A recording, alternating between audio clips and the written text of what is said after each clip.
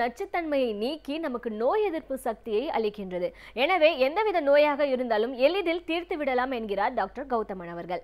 நம் வீடியோலே வா நிகழ்ச்சியின் முதல் பகுதியாக வரவிருப்பது பல்லாண்டு வாழ்ந்திட. அன்பான கலைஞர் தொலைக்காட்சி நேயர்களுக்கு என்னுடைய நலமான காலை வணக்கங்கள். இன்றைக்கு பார்த்தீங்கன்னா நிறைய பெண்களுக்கு இந்த மாத விலக்கு நேரங்களில் ஏற்படுகின்ற உதிரப்போக்கு அதிகமாக இருப்பது அப்படிங்கிறது ஒரு மிகப்பெரிய பிரச்சனை. நிறைய பெண் குழந்தைகள், குறிப்பாக கருமுட்டைப்பை நீர்க்கட்டிகள் இருக்கக்கூடிய பெண் குழந்தைகளுக்கு ஒரு 2 மாதம் 3 மாதம் மாத விலக்கு வராமல் இருக்கும். அதன் பிறகு மாத விலக்கு ஏற்படும் போது அடுத்த 1 மாதம் 1.5 மாதம் தொடர்ந்து உதிரப்போக்கு இருந்து கொண்டே இருக்கிறத பார்க்கலாம். நிறைய பெண் குழந்தைகள் இதற்காக ஹார்மோன் சம்பந்தப்பட்ட மாத்திரைகளை எடுத்துக்கொள்ளக்கூடிய ஒரு சூழல் கூட இன்றைக்கு இருக்கிறத பார்க்குறோம். ஆனால் அந்த மாதிரி மாத்திரைகளை எடுத்துக்கொள்ளும் போது மட்டும்தான் இதிலிருந்து நிவாரணம் கிடைக்கிற மாதிரி இருக்கும். மீண்டும் அடுத்த முறை மாதவிலக்கு ஏற்படும் போது இதே போல பிரச்சனைகள் தொடர்ந்து ஏற்படுவதை நம்ம பார்க்குறோம். அந்த காலத்தில் இந்த மாதிரி பிரச்சனைகளை எவ்வாறு குணப்படுத்தி இருக்காங்க அப்படின்னு பார்க்கும்போது அதற்கு மிகப்பெரிய ஒரு மருந்தாக, உணவாக உபயோகப்படுத்தப்பட்ட ஒரு விஷயம் எதுன்னு கேட்டிங்கன்னா, நம்ம தினசரி உணவுக்காக உபயோகப்படுத்துகின்ற மாதுளை அப்படின்னு சொல்லக்கூடிய மாதுளம் பழம்தான். மாதுளம் பழத்தை நம்ம என்ன பண்ணுவோம், பிரிச்சுட்டு அந்த தோலை எடுத்துட்டு உள்ளே இருக்கக்கூடிய அந்த தசைப்பற்று இருக்கக்கூடிய விதையை சுற்றி இருக்கக்கூடிய அந்த ஒரு பகுதியை மட்டும்தான் சாப்பிடுவோம். மற்றது எதுவுமே சாப்பிடாமல் நம்ம தூக்கி போட்டுருவோம். ஆனால் இந்த மாத விலக்கில் ஏற்படுகின்ற கோளாறுகள், குறிப்பாக அதிகமாக உதிரப்போக்கு சம்பந்தப்பட்ட பாதிப்புகளை குறைப்பதற்கு மிகச்சிறந்த ஒரு மருந்து எது அப்படின்னு கேட்டிங்கன்னா, இந்த மாதுளம் பழத்திலிருந்து கிடைக்கக்கூடிய அந்த தோல் தான்.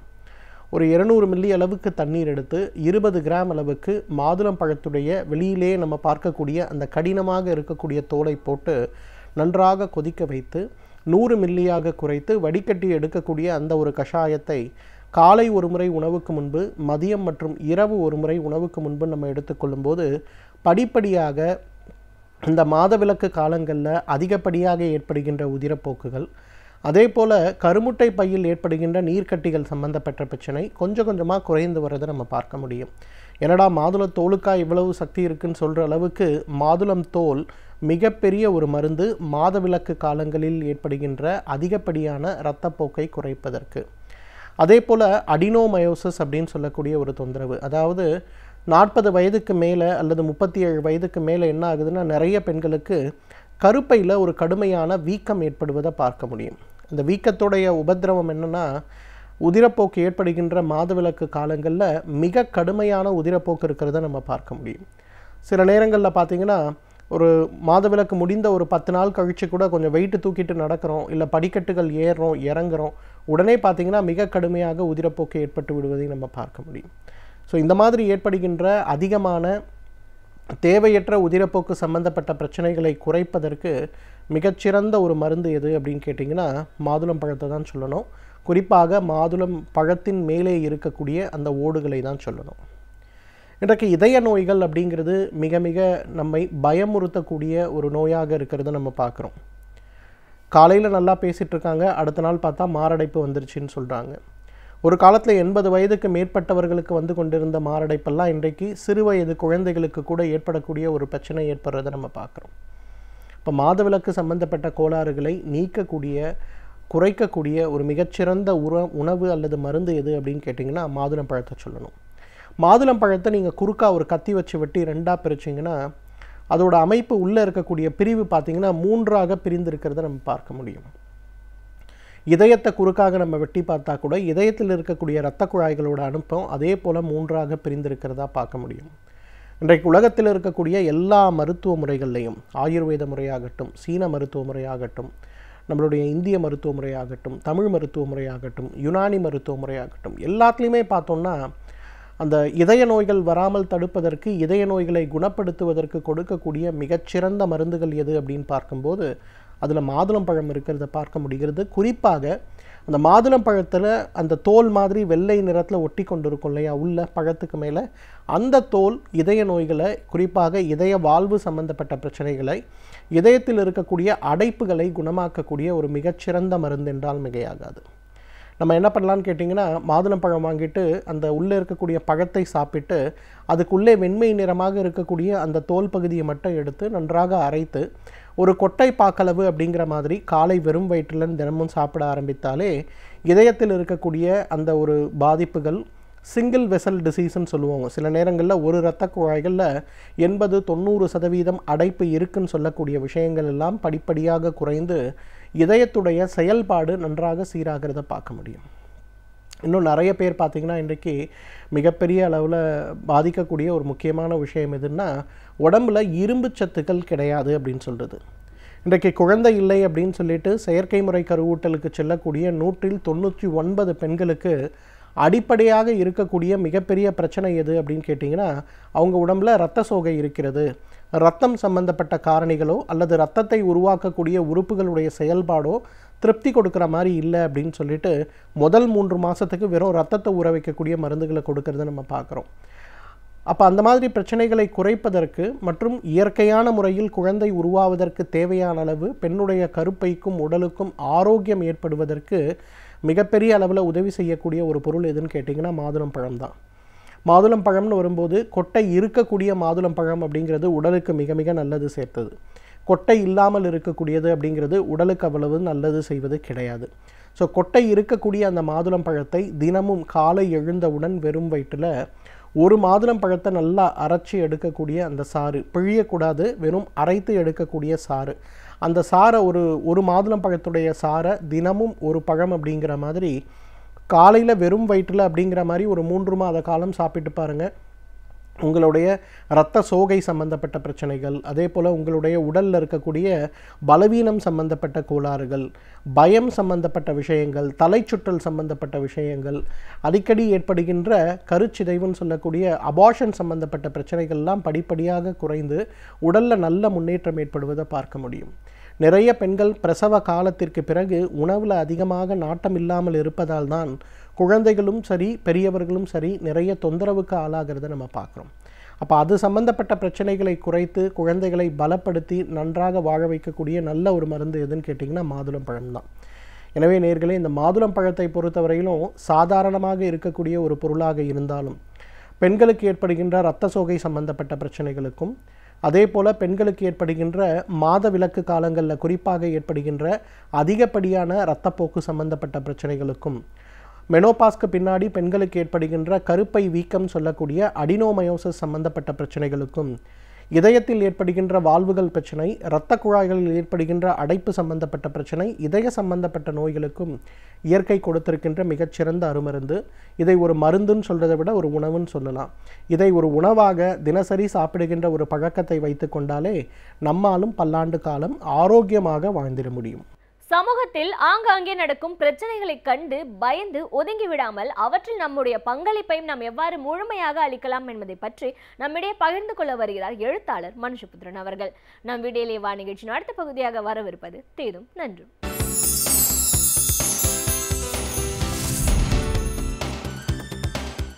வணக்கம் நண்பர்களே, இன்னும் ஒரு இனிய காலை பொழுதில் தீதும் நன்றும் நிகழ்ச்சியில் உங்களை சந்திப்பதில் மிக்க மகிழ்ச்சி அடைகிறேன். அறிவியல் உண்மைகள் என்பவை மனிதகுல நாகரிக வளர்ச்சியின் முக்கியமான ஒரு அடையாளமாக இருக்கின்றன. இன்னும் சொல்லப்போனால் அறிவியலும் நாகரிகமும் இணைந்தே வளர்ந்திருக்கிறது என்று சொல்லலாம். அறிவியல் கண்டுபிடிப்புகள் மறுபடி பரிசோதிக்கப்பட்டு நிரூபிக்கப்பட்டவை, சான்றுகளின் அடிப்படையிலானவை, பல்வேறு விதமான தரவுகளின் அடிப்படையில் நிறுவப்பட்டவை, எவர் வேண்டுமானாலும் சோதித்தறியக்கூடியவை, யூகங்களையும் கற்பிதங்களையும் தாண்டி நிறுவனங்களின் வழியாக உருவானவை அறிவியல் கண்டுபிடிப்புகள். அப்படி இருக்கிற போது இன்றைக்கு அறிவியலுக்கு எதிரான ஒரு மனப்பான்மை என்பது இந்தியாவில் மிக தீவிரமாக வளர்ந்து வருகிறது. இந்தியாவை ஒரு பழமைவாத நாடாக மாற்றுவதற்கு அல்லது இந்தியாவை ஒரு மதவாத நாடாக மாற்றுவதற்கு அறிவியலுக்கு எதிரான சிந்தனைகள் இன்று பல்வேறு சக்திகளால் உருவாக்கப்படுகின்றன. ஒருபுறம் இன்றைக்கு நவீன அறிவியலினுடைய சில எதிர்மறை விளைவுகளை அடிப்படையாக கொண்டு நவீன அறிவியல் ஆற்றிய பல பங்களிப்புகளை மறந்துவிட்டு திரும்ப நமக்கு நவீன மருத்துவம் வேண்டாம் அல்லது நவீன விதமான சிகிச்சை முறைகளோ வேறு கண்டுபிடிப்புகளோ வேண்டாம், நாம் பழமைக்கு திரும்புவோம் என்கிற ஒரு வாதம் திட்டமிட்டு இங்கு உருவாக்கப்படுகிறது. அதற்கு பல்வேறு விதமான சக்திகள் துணையாக இருக்கின்றன. இது எவ்வளோ பெரிய ஆபத்தான போக்கு என்பதை நம்முடைய இந்திய யதார்த்தத்திலிருந்து நாம் புரிந்து கொள்ளலாம். உதாரணமாக இன்றைக்கு தடுப்பூசி போடுவதற்கு எதிராகவும் கூட இயக்கங்கள் நடத்தப்படுகின்றன, பிரச்சாரம் மேற்கொள்ளப்படுகின்றன. வாட்ஸ்அப் போன்ற சமூக வலைத்தளங்களில் வரக்கூடிய அந்த செய்திகளை எல்லாம் நம்பக்கூடிய மக்களும் இருக்கிறார்கள். இன்றைக்கு பெரியம்மை, போலியோ போன்ற பல விஷயங்கள் எல்லாம் அறிவியல் கண்டுபிடிப்பின் மூலமாக, நவீன மருத்துவத்தின் மூலமாக தடுத்து நிறுத்தப்பட்டன, இந்தியாவிலிருந்து ஒழிக்கப்பட்டன என்பதை நாம் மறந்துவிடக்கூடாது. அதே போல் எத்தனையோ நவீன வாழ்க்கையினுடைய அடிப்படை வசதிகளை, மனித வாழ்க்கை தரத்தை உயர்த்தக்கூடிய கண்டுபிடிப்புகளை எல்லாம் மேற்கத்திய நாடுகளினுடைய அறிவியல் கண்டுபிடிப்புகள் மூலமாக நாம் பெற்றிருக்கிறோம். மின்சாரம், மின்னணு சாதனங்கள், இணையம், எலக்ட்ரானிக் பொருள்கள் என்று எத்தனை விதமான சாதனங்கள் நம்முடைய வாழ்க்கையினுடைய விஷயங்களை வடிவமைத்திருக்கின்றன என்பதை நாம் நினைத்து பார்த்திட வேண்டும். இது ஒரு புறம் இருக்கட்டும். சமீபத்தில் மத்திய அமைச்சர் ஒருவர் பேசிய ஒரு கருத்து, டார்வினின் பரிணாம தியரி என்பது அது அறிவியலுக்கு எதிரானது என்ற ஒரு கருத்தை அவர் முன்வைத்தார். இது மிகப்பெரிய நகைப்புக்குரியதாக மாறியது மட்டுமல்ல, சர்ச்சைக்குரியதாகவும் மாறியது. டார்வினுடைய பரிணாம தியரியை பொய் என்று சொல்வதற்கு அவரிடம் எந்த சான்றுகளும் இல்லை. அவர் 19 பொதுவில் அது அறிவியலுக்கு எதிரானது என்று சொல்வதன் மூலமாக அறிவியலுக்கு எதிரான மனப்பான்மையை பரப்புவது என்கிற வேலையை அவர் செய்கிறார். உண்மையில் அறிவியலுக்கு எதிரான மனப்பான்மையை பரப்புவது என்பது சட்டப்படி குற்றம், அது அரசியல் சாசனத்திற்கு எதிரானது என்பதை நாம் மறந்துவிடக்கூடாது. அப்படி அறிவியலுக்கு எதிரான மனப்பான்மையை இவர் மட்டும் பரப்பினாரா என்றால் இல்லை. பிஜேபி எப்பொழுது ஆட்சிக்கு வந்ததோ பாஜகவினுடைய ஒவ்வொரு முக்கியமான தலைவர்களும் அல்லது பாராளுமன்ற உறுப்பினர்களும் இதுபோன்ற அபத்தமான விஷயங்களை அவர்கள் பேசி வந்திருக்கிறார்கள். ஏன் இந்திய பிரதமர் மோடியே போய் பேசினார். வெளிநாட்டிற்கு சென்று அங்கே இருக்கக்கூடிய ஒரு கூட்டத்தில் பேசுகிற போது பிள்ளையாரினுடைய அந்த உருவத்தை வைத்துக்கொண்டு அந்த காலத்திலேயே யானை தலையை மனிதனுக்கு பொருத்தக்கூடிய ஒரு பிளாஸ்டிக் சர்ஜரி முறை இருக்கிறது என்று சொல்லி இந்தியாவை ஒரு மிகப்பெரிய கேலிக்கூத்திற்கு அன்றைக்கு பிரதமர் ஆளாக்கினார் என்பதை நாம் பார்க்க முடிகிறது. அது மட்டுமல்லாமல் இன்னும் பல அபத்தமான உளறல்களை பல அமைச்சர்களும் பல நாடாளுமன்ற உறுப்பினர்களும் மேற்கொண்டிருக்கிறார்கள். ஒருவர் சொன்னார், மகாபாரதத்தில் இருக்கக்கூடிய அந்த புஷ்பக விமானம் என்று சொல்லக்கூடிய அந்த பறக்கக்கூடிய அந்த விமானம், அந்த தேர், அது அந்த காலத்தில் ஒரு மிகப்பெரிய தொழில்நுட்பம் இங்கு இருந்தது என்பதை காட்டுகிறது. ஆகவே பொறியியல் மாணவர்கள் அதை தாழ்ந்து படிக்க வேண்டும் என்றெல்லாம் ஒருவர் பேசினார். இன்னொருவர் மகாபாரதத்தில் வரக்கூடிய அந்த ஆயுதங்களை, மகாபாரத போரில் பயன்படுத்தப்படுவதாக சொல்லப்படுகிற அந்த ஆயுதங்களை எல்லாம் அந்த காலத்திலேயே தானாக செல்லக்கூடிய தாக்குதல் ஆயுதங்கள் இருந்தன, அதையெல்லாம் அறிவியல் ரீதியாக இந்தியர்கள் கண்டுபிடித்து வைத்திருந்தார்கள் என்றெல்லாம் சொன்னபோது இலக்கிய உதாரணத்திற்கும் அல்லது புராணங்கள் சொல்லக்கூடிய மிகை கற்பனைகளுக்கும் அறிவியல் கண்டுபிடிப்புகளுக்கும் வித்தியாசம் தெரியாத ஒரு அவலத்தை நாம் பார்க்கிறோம். அந்த காலத்தில் விமான ஓடுபாதைகள் இருந்தன என்றெல்லாம் சொல்லப்பவர்கள் இருக்கிறார்கள். ராமர் பாலம் கட்டினார் என்று, அன்றைக்கு ஒரு கடலுக்கடியில் பாலம் கட்டினார் என்று சொல்லித்தான் ஒரு சேது சமுத்திர திட்டத்தையே நிறுத்தி வைத்திருக்கிறார்கள். உண்மையில் அந்த காலத்தில் ஒரு பாலம் கட்டுவதற்கான ஒரு தொழில்நுட்பம் இருந்ததா, ராமர் வாழ்ந்ததாக சொல்லப்படுகிற ஒரு காலகட்டத்தில் என்பதற்கு எந்த விதமான பதிலும் இல்லை. இப்படியாக பல விஷயங்களில் தொடர்ந்து வெறுமனே நம்பிக்கைகளை பரப்புவது, நம்பிக்கைகளின் அடிப்படையில் அறிவியலுக்கு எதிரான ஒரு மனப்பான்மையை பரப்புவது என்பது இன்று வழக்கமாகிவிட்டது. இந்த அறிவியலுக்கு எதிரான மனப்பான்மையை இன்று ஆர்எஸ்எஸ், பிஜேபி போன்ற கட்சிகள், அமைப்புகள் தொடர்ந்து மேற்கொண்டு வந்திருக்கின்றன. அதோடு மட்டுமல்ல, இன்றைய அறிவியலின் சாதனைகள் எல்லாம் தங்களுடைய புராணங்களில் இருக்கின்றன, தங்களுடைய பழைய காப்பியங்களில் இருக்கின்றன என்றெல்லாம் சொல்வதன் வழியாக அவர்கள் அறிவியலையும் ஒரு பழமைவாதத்திற்குள் கொண்டு செல்ல முயற்சிக்கிறார்கள். அது மட்டுமல்ல, அறிவியல் சாதனைகள் அனைத்தையும் தங்களுடையதாக்கிக் கொள்ள முயற்சிக்கிறார்கள். இது எல்லாமே பழமைவாதத்தினுடைய உச்சக்கட்ட வெளிப்பாடுகள். நாம் பல்வேறு நிலைகளை கடந்துதான் கற்காலத்தில் கருவிகளை பயன்படுத்தியதில் தொடங்கித்தான் இந்த இடத்திற்கு வந்து சேர்ந்திருக்கிறோம். அப்படி இருக்கிற போது நவீன தொழில்நுட்பம், நவீன மருத்துவம், நவீன அறிவியல் சார்ந்த அத்தனை விஷயங்களையும் இந்த காலகட்டத்தினுடைய மனித விடுதலைக்கான கருவிகளாகத்தான் நாம் பார்க்க வேண்டுமே ஒழிய அதை முழுக்க பழமைவாதத்தினுடைய ஒரு இருளில் வைத்து நாம் பார்க்கக்கூடாது. அப்படி பார்க்கிற முயற்சியின் மூலமாக இந்த நாட்டை ஒட்டுமொத்தமாக ஒரு மதவாத நாடாக மாற்றுகிற முயற்சி என்பது இப்போது நடந்து கொண்டிருக்கிறது. இதற்கு நாம் கடுமையான எதிர்வினைகளை ஆற்ற வேண்டும். மீண்டும் இன்னும் ஒரு புதிய சிந்தனையோடு உங்களை சந்திக்கிறேன். நன்றி, வணக்கம். பல்வேறு துறைகளில் பல சாதனைகளை படைத்தவர்கள் வல்லுநர்கள். அவர்களுடைய அனுபவங்களை நம்முடன் பகிர்ந்து கொள்ளும் போது நமக்கு சிறந்த தூண்டுகோலாக அமைகின்றது. அந்த வகையில் இன்றைய சிறப்பு விருந்தினர் யார் என்பதை பற்றியும் அவர்கள் என்ன செய்திகளை நம்முடன் பகிர்ந்து கொள்ளப் போகிறார்கள் என்பதையும் பார்க்கலாம். நம் வீடியோலே வா நிகழ்ச்சியின் அடுத்த பகுதியாக வரவிருப்பது சிறப்பு விருந்தினர் பகுதி.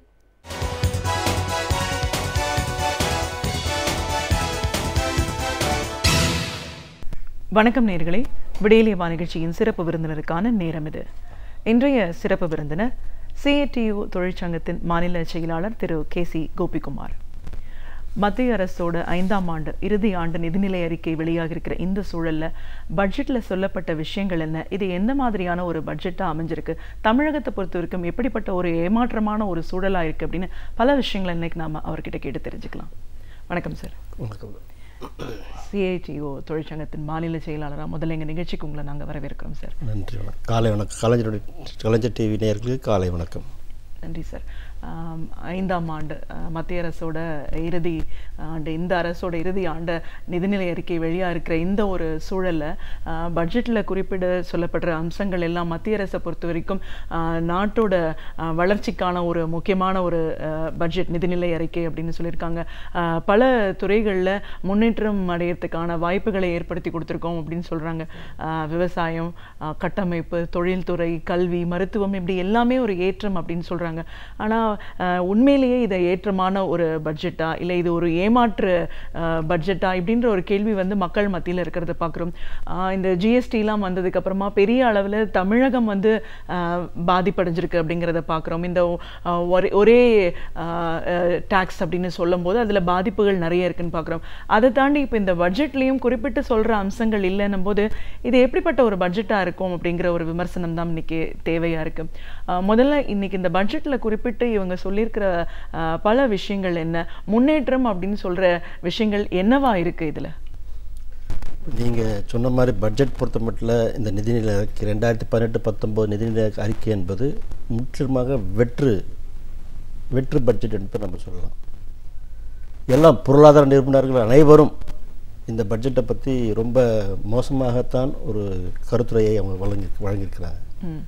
ஏமாற்று வித்தைகள். அது எங்களுடைய CPM டி.கே. ரங்கராஜன் சொல்லுவார், கழுவுற மீனில் நழுவுற மீன் பார்த்துருக்குறோம். ஆனால் இதில் வந்து மீனே இல்லாமல் கழுவுற சீன் தான் நம்ம இப்போ இந்த பட்ஜெட்டை பொறுத்த மட்டும் நம்ம பார்த்துட்ருக்குறோம். ஒரு டப்பாவில் வந்து ஒரு கோலியை போட்டு ஆட்டினா என்ன சவுண்டு வருதோ ஒன்றுமே இருக்காது உள்ளார. அந்த மாதிரி பட்ஜெட்டை தான் இந்த பட்ஜெட் என்பதை நாம் CATU பார்க்கிறது, வன்மையாக கண்டிக்கிறது. காரணம் என்னென்னா, இது வந்து முழுக்க பெரும் முதலாளிகளுக்கு ஆதரவான ஒரு பட்ஜெட்டாகத்தான் நாம் பார்க்குறோம். அவருடைய கார்ப்பரேட் டேக்ஸை வந்து குறைச்சிருக்கிறாங்க. 30% 25% குறைச்சிருக்கிறாங்க. இது இது இது இது ஒரு சைனே போதும் இது நாட்டு மக்களுக்கு. ஏன்னா நேரடி வரிகள் என்பது குறைக்கப்பட்டு மறைமுக வரிகளாக GST-யாக அதிகமாக வசூல் செய்யக்கூடிய ஏற்பாடு தான் இந்த பட்ஜெட்டினுடைய பிரதானமான நோக்கம். CATU பார்வை எப்படி இருக்குன்னா, இந்த பட்ஜெட் பொறுத்த மட்டும் இது தொழிலாளர்களுக்கு, சாமானிய மக்களுக்கு, சிறு தொழில் செய்யக்கூடியவர்களுக்கு எதிரான பட்ஜெட்டாக தான் நம்ம பார்க்குறோம். எந்தவித சலுகையும் அவர்களுக்கு அளிக்கவில்லை. இப்போது பெரிய படோடமாக சொல்லக்கூடிய அந்த விவசாயம், ரெண்டு விஷயங்கள் இந்த இதில் பார்க்குறோம். நம்ம அவங்க சொல்லக்கூடியது, அவங்க வந்து முன்னிலைப்படுத்தக்கூடியது, மோடியோ அருண்ஜேட்லியோ முன்னிலைப்படுத்துறது 2 விஷயம். ஒன்று வந்து விவசாயம், இன்னொன்று வந்து மருத்துவம். 2 விஷயம் முன்னிலைப்படுத்தி பேசிகிட்டு இருக்காங்க. இப்போ எல்லா டிவிலையும் பார்க்கலாம். நீங்கள் விவசாயத்துலேயும் பார்த்தீங்கன்னா 1.5 மடங்கு என்பது அதிகரித்திருக்கிறோம். யாருக்கு? காரிஃப், வடமாநில விளையக்கூடிய காரிஃப் கோதுமை பயிர், அந்த அப்படிப்பட்ட பயிர்களுக்கு. இப்போது நம்ம பகுதி தென் மாநில பகுதியில் பார்க்குற போது சம்பா பயிர், மற்ற பகுதியில் சம்பா பயிருக்கு என்ன கேட்குறாங்க, ஏற்கனவே நாங்கள் விலை நிர்ணயிச்சிட்டோன்றாங்க. அப்பட்டமான பொய். நிர்ணயிச்சு அந்த விலை கொடுக்கணும்ல, அது கொடுக்கறதில்ல. நம்ம தமிழகத்தில் அது ஒரு பெரிய பாதிப்பு ஏற்பட்டிருக்கு. வடமாநிலங்களாக இருக்கக்கூடிய அவர்கள் ஆதிக்கம் செலுத்தக்கூடிய பகுதிகளில், குறிப்பாக பாஜக ஆதிக்கம் செலுத்த பகுதிகளில் காங்கிரஸ் வீழ்த்த வேண்டும் என்ற ஒரே நோக்கத்தோடு அவர்கள் வந்து அந்த சலுகை என்பது காரிஃப் மட்டும் கொடுத்துருக்குறாங்க, எல்லாருக்குமே இல்லை. அதுலேயும் கூட பார்த்திங்கன்னா 1.5 மடங்கு வழங்குகிறோன்னு சொல்லி தெரிவிச்சிருக்காங்க. ஒரு நிதி அமைச்சர் இதான் முதல் முறையாக நான் பார்க்குறது. ஒரு நிதி அமைச்சர் பாராளுமன்றத்திலே ஒரு அப்பட்டமான பொய் பேசுகிறது தான். அவர் சொன்ன உடனேயே பார்க்கிற பொழுது பல எதிர்ப்புகள் வந்தாச்சு, கருத்துக்கள் வந்தாச்சு. விவசாய வல்லுநர்கள் சொல்கிறாங்க, விவசாயிகள் பெரிய ஆர்கனைசேஷன் ஆல் இந்தியா கிசான் சபா அதனுடைய செயலாளர் சொல்லுகிற பொழுது 38% தான் உயர்வு வரும், உற்பத்தி விலைகளிலிருந்து 38% தான் விலை நிர்ணயிக்கப்படும் என்கின்ற அளவுக்கு தான் அதில் உள்ள அந்த சாராம்சங்கள், அவர் படித்த சாராம்சங்கள் தெரிவிக்கிறது. ஆகவே 1.5 மடங்கு எல்லாம் என்பது ஒரு பொய்யான ஒரு கருத்து. அவர் வைத்திருப்பதில் அப்படின்னு சொல்கிறாங்க. அடுத்து மருத்துவம் பார்த்திங்கன்னா ஏற்கனவே இருக்கக்கூடிய அந்த பல ஸ்கீம்ஸ் இருக்குது. ராஷ்ட்ரிய இவங்களே கொண்டு வந்தது, யூபிஏ அரசு கொண்டு வந்தது, யூபிஏ 1, 2 அவங்க கொண்டு வந்தது. அப்புறம் இவர்கள் கொண்டு வந்த ராஷ்ட்ரிய ஸ்வஸ்திய அபிமான் யோஜனான்னு சொல்லக்கூடிய அந்த மருத்துவ காப்பீடு திட்டம் ஏற்கனவே இருக்கிறத வச்சே அவங்க வந்து வேறு பேர் சூட்டி சொல்கிறாங்க. ஏற்கனவே நம்ம தமிழ்நாட்டில் கலைஞர் கொண்டு வந்த அந்த காப்பீட்டு திட்டம், இலவச காப்பீட்டு திட்டம் என்பது கலைஞர் காப்பீட்டு திட்டம் இருந்தது. அதை அப்புறம் அம்மான் மாத்திரம், அப்புறம் இப்போது முதலமைச்சர் காப்பீட்டு திட்டம் என்று வருகை இருக்கிறது. அது 4 லட்ச ரூபா ஒரு குடும்பத்துக்கு தருகிறார்கள். இவர் 5 லட்சம் சொல்கிறாரு. இதற்கு எங்கேருந்து பணம் வருகிறது? ஒதுக்குறது பார்த்திங்கன்னா 7000 கோடி ரூபாய் தான் ஒதுக்கி இருக்கிறாங்க அந்த இதில். ஆனால் அந்த திட்டம் என்பது வேண்டும் என்று, அதாவது ஒரு படோடபமாக அவர் பின்பற்றக்கூடிய ஒபாமா, அந்த அமெரிக்க ஏகாதிபத்தியத்தை பின்பற்றக்கூடிய ஒபாமா கேர்ன்னு சொல்லி கொண்டு வந்தாங்க இல்லையா, அதே போன்று இவர் மோடி கேர்ன்னு சொல்லி கொண்டு வர பார்க்குறாரு. அது முழுமையாக தோல்வி அடையும் என்பது அவருடைய மக்கள் மோடியினுடைய அலையை இனி எதிர்க்கக்கூடிய அளவுக்கு வந்துவிட்டாலும் தான் நாம் பார்க்குறோம். கண்டிப்பா சார். இப்போ இந்த காப்பீட்டு திட்டம் இதை சொல்லணும் அப்படின்னாலே இதுக்கு வந்து முன்னோடியாக நம்ம ஆல்ரெடி இதை செயல்பாட்டில் கொண்டு வந்துட்டு ஒரு நடைமுறைப்படுத்தியிருக்கிறது நம்ம கலைஞர் ஆட்சியிலேயே நம்ம பார்த்துட்டோம். இன்னைக்கு புதுசாக எதுவும் மருத்துவத்திலேயே இது ஒரு பெரிய ஒரு சாதனைங்கிற அளவுக்கு இப்போ கொண்டு வந்திருக்காங்க. இப்போ கட்டமைப்பு இன்ஃப்ராஸ்ட்ரக்சர் பொறுத்த வரைக்கும் அதிகப்படியான ஒரு வளர்ச்சி மேன்மை அடைகிறதுக்கான ஒரு வாய்ப்புகள் இந்த பட்ஜெட்டில் குறிப்பிட்டு சொல்லப்படுது. இந்த உள்கட்டமைப்பு அப்படிங்கிறது வந்து எவ்வளோ தூரம் இவங்க சாத்தியப்படக்கூடிய விஷயம் சொல்லியிருக்காங்க? உள்கட்டமைப்பு அதை பற்றி எதுவுமே பேசவில்லையே. அவங்க பண்ணணும்னு சொல்கிறாங்க, அவ்வளோதான். ஏன்னா ஏற்கனவே போன பட்ஜெட்டில் 2017-18 சொன்ன அத்தனை திட்டங்களும் உள்கட்டமைப்பாக இருந்தாலும் எல்லா திட்டங்களுமே பெண்களுடைய வாழ்க்கை முன்னேற்றம், குழந்தையுடைய வாழ்க்கை முன்னேற்றம், மருத்துவம், உள்கட்டமைப்பு, இது எல்லாமே பார்த்திங்கன்னா 10% கூட கடந்த ஆண்டு பட்ஜெட்டில் அறிவித்த திட்டங்களில் 10% கூட அவர் நிறைவேற்றவில்லை. குழந்தைகளுடைய வளர்ச்சிக்காக 1.84 லட்சம் கோடி ரூபாய் அறிவிக்கிறேன்னு திட்டத்தில் சொன்னாங்க. அது முழுமையாக அறிவிக்கவில்லை, முழுமையாக வரவில்லை, அமல்படுத்தவே இல்லை. அதே போன்று முறைசாரா தொழிலாளர்களுக்கு சம்பளம் நிர்ணயிக்கிறேன்னு சொல்கிறாங்க, ஃப்ளோர் லெவல் வேஜ் நிர்ணயிக்கிறேன்னு சொன்னாங்க, அதுவும் பண்ணவில்லை. இந்த ஆண்டு இப்போது 50,000 ஹெல்த் சென்டர்ஸ் துவக்கணும்னு சொல்லி 1.5 லட்சம் ஹெல்த் சென்டர் துவக்கணும்னு சொல்லியிருக்காங்க இல்லையா. இப்போ இந்த பட்ஜெட்டில் கடந்த பட்ஜெட்டில் இதே தான் அறிவிச்சிருக்கிறாரு அருண்ஜேட்லி. கடந்த பட்ஜெட்டில் அறிவிச்சது இதே தான். அதுவும் அவரை வந்து துவக்கவே இல்லை, துவக்கவே இல்லை, சுத்தமாக துவக்கவே இல்லை. ஆக கடந்த பட்ஜெட்டுடைய அப்படியே அந்த ஜெராக்ஸ் காப்பி தான் இந்த பட்ஜெட்டுக்கு அப்படியே பயன்படுத்தியிருக்கிறான்னு நம்ம பார்க்குறோம். ஒரு வித்தியாசம் என்னென்னா, இந்த விவசாயத்தை மற்றும் ஒரு உள்கட்டமைப்பு பொறுத்த மட்டும் உங்களுக்கு நம்முடைய நாட்டினுடைய உள்கட்டமைப்பு ரொம்ப ஒரு ஊசலாட்டமாக இருக்கிறது. அதை சரி செய்ய வேண்டும் என்று சொன்னால் ஒரு தீரமான ஒரு அரசியல் கொள்கை என்பது வேணும். இவர்களுக்கு அந்த கொள்கை என்பது இல்லை, மக்களை சார்ந்த கொள்கை என்பது வேணும். உள்கட்டமைப்பு வளர்க்க வேண்டும் என்று சொன்னால் வேணும். குறிப்பாக அந்த நம்முடைய கட்டுமான கட்டுமானத்தில் இன்றைக்கு அது ரொம்ப லோவில் போயிட்டுருக்கு. மணல் நம்ம தமிழகத்தை பொறுத்த மட்டும் பார்த்திங்கன்னா மணல் எடுக்கக்கூடாதுன்னு சொல்கிறாங்க, ஆனால் நம்ம எம்சாண்ட் பயன்படுத்தக்கூடாதுன்னு சொல்கிறாங்க. இப்படி இருக்கும்போது எப்படி ஏன்னா நம்முடைய நாட்டில் 70% வந்து முறைசாரா சார்ந்த தொழில்கள் தான், நம்முடைய குறிப்பாக கட்டுமானத்தை சார்ந்த தொழில்கள் தான் அதிகமாக இருக்குது. அதில் தான் கொஞ்சம் வருமானமும் ஊதியம் கொஞ்சம் அதிகமாக வரக்கூடிய இது. அதை முழுமையாக அவர்கள் கண்டுகொள்ளவில்லை, அதை பற்றி சிந்திக்கவே இல்லை இந்த பட்ஜெட்டில். கண்டிப்பாக இப்போது இந்த ஒவ்வொரு விஷயங்களையும் நம்ம தனித்தனியாக கூர்ந்து பார்க்கும்போது நீங்கள் அமைப்பு சாரா தொழிலாளர்கள் பற்றிலாம் சொல்லிங்க. இப்போ நீங்கள் அந்த சேல்ரிடு பீப்புள் அப்படிங்கிறதுல இந்த டேக்ஸ் அப்படின்னு வரும்போது அதை கார்ப்பரேட்டுக்கு இவங்க கொடுத்துருக்கிற பெனிஃபிட்டோட கண்டிப்பாக நம்ம ஒப்பிட்டு பார்க்க வேண்டிய ஒரு சூழல் வருது. இண்டஸ்ட்ரீஸ்க்கு வந்துட்டு 25% அந்த வரி சலுகை அப்படின்னு வரும்போது ஒரு சாமானிய மனிதர், ஒரு சேல்ரிடு ஒரு எம்ப்ளாயீஸை பொறுத்த வரைக்கும் இது ஏமாற்றமான ஒரு பட்ஜெட் தானே. இதே 2013 அருண்ஜேட்லி யூபியோடைய கடைசி பட்ஜெட், அவர் எதிர்க்கட்சி தலைவர், ராஜ்யசபாவில் எதிர்க்கட்சி தலைவர் இருக்கும்போது சேலரி கிளாஸுக்கு சம்பளமாகக்கூடிய மத்தியதர வர்க்கத்தினுடைய அந்த பகுதி மக்களுக்கு 5 லட்சம் ரூபாய் நீங்கள் ஏன் அந்த ஸ்டாண்டர்ட் டிடக்ஷன்ஸ் லிமிட் ஏன் ஒதுக்கக்கூடாது, ஏன் நிர்ணயிக்கக்கூடாது என்று கேட்டவர் ரொம்ப வாசிஃபரஸ்ன்னு சொல்லுவாங்களே ஆங்கிலத்தில், ரொம்ப அதிகபட்ச குரலில் பேசினவர் அவர் தான். அவர் மட்டும்தான் பேசினார், மற்றவங்களாம் பேசினாங்க. எதிர்க்கட்சி தலைவர், பிரதானமான எதிர்க்கட்சி தலைவராக இருந்து பேசினார்.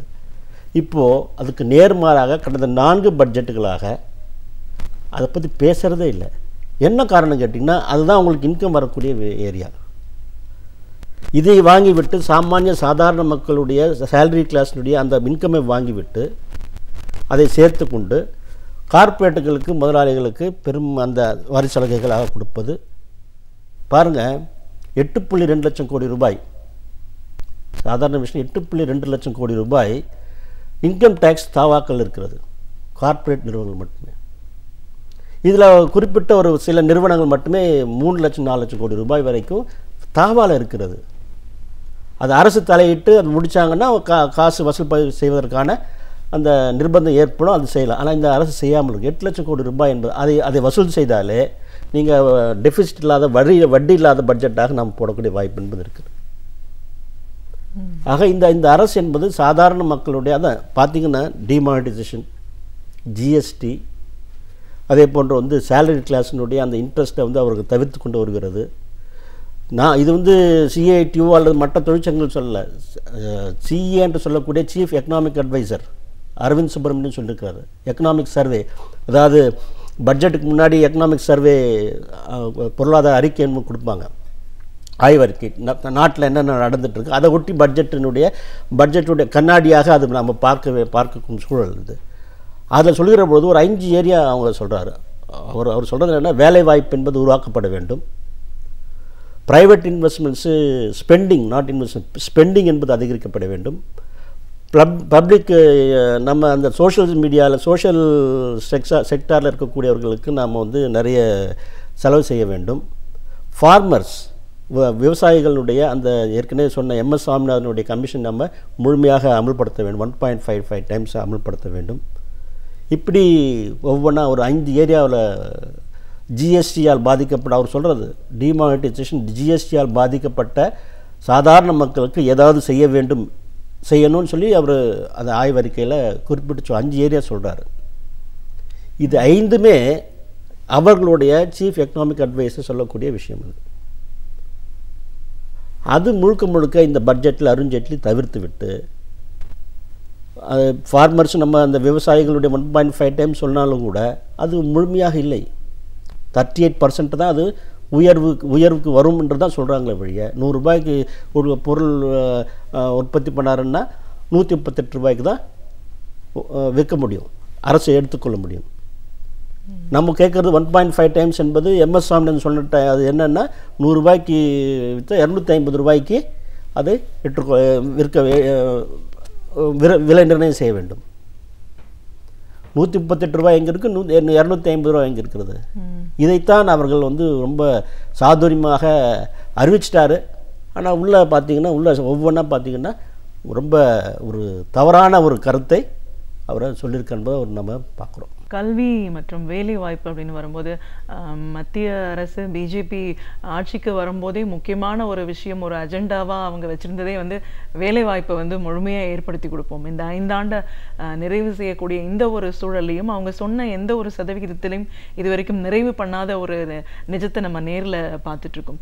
இப்போ நிதிநிலை அறிக்கை பொறுத்த வரைக்கும் வேலை வாய்ப்பு, கல்வி, இதற்கான வழிமுறைகள் என்ன சொல்லப்பட்டிருக்கு? ஒன்றுமே சொல்லலையே அவங்க. அதில் அந்த வேலைவாய்ப்பை பற்றி டச் பண்ணவே இல்லை. நீங்கள் உள்கட்டமைப்பு சரி செய்தால்தான் அதை அதற்கான நிதி ஒதுக்கீடு செய்தால் அந்த வேலைவாய்ப்புன்றது உருவாகும். புகடா விற்றாலும் கூட அதை ஒரு வேலைவாய்ப்பாக கருதக்கூடிய அரசு தான் இந்த அரசு. அதை செவிசாய்க்கக்கூடிய, கைத்தட்டக்கூடிய அரசாக தான் இந்த நம்முடைய எடப்பாடி அரசு இருக்கிறது. இதுதான் அவங்களுடைய ஒரு கனெக்ஷன், இன்டர்பாண்ட் என்று சொல்லக்கூடிய அந்த கனெக்ஷன் என்பது இருக்கிறது. அப்போது வேலைவாய்ப்பு என்பது இந்த அரசு அவங்களுடைய இதே என்ன சொல்கிறதுன்னா, இது NSSOன்னு சொல்லக்கூடிய நேஷ்னல் சாம்பிள் சர்வே, அதில் என்ன சொல்கிறாங்கன்னா 20 லட்சம் பேருக்கு தான் வேலைவாய்ப்பு உருவாக்கப்பட்டிருக்கிறது. ஆக அவர் சொன்ன 2 கோடி அவர் முதல்ல தமிழகத்தில் வந்து சொன்ன அந்த தேர்தல் வாக்குறுதி என்பது இதுவரைக்கும் நிறைவேற்றப்படவில்லை என்பதுதான் அவர்களுடைய சர்வே சொல்கிறது. நாம் சொல்ல வேண்டியதில்லை, எல்பிஎஃப் சொல்ல வேண்டியதில்லை, சிஐடி சொல்ல வேண்டியதில்லை, ஏஐடி சொல்ல வேண்டியது, அவங்களுடைய சர்வே சொல்லக்கூடியது அதுதான்.